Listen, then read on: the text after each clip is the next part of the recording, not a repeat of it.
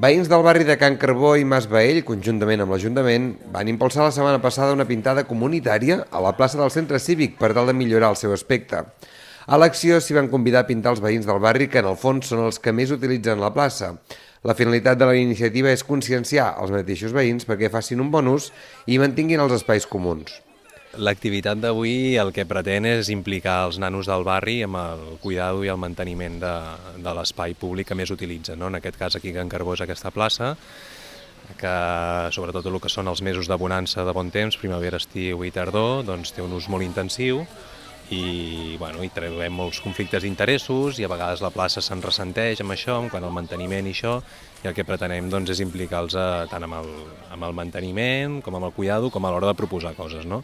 L'activitat s'impulsa des del programa Tarda Jove, amb la col·laboració del Pla de Desenvolupament Comunitari, i busca la implicació de joves i veïns de la zona en el manteniment i la conservació dels diferents elements del parc, que amb el pas dels anys s'ha convertit en un dels principals punts de trobada del barri. De moment s'ha emblanquinat la paret i s'ha proposat als nois i noies de fer una pluja d'idees per als murals que s'hi podrien estampar. Ara, per als més petits, s'habilitarà un fragment de la paret amb tela de pissarra perquè pugui ser utilitzada com a espai per pintar-hi. D'altra banda, l'Associació de Veïns de Can Carbó Mas Baell celebrarà el proper cap de setmana les festes del barri. Aquesta celebració comptarà amb una programació adreçada i impulsada amb la participació d'aquests joves.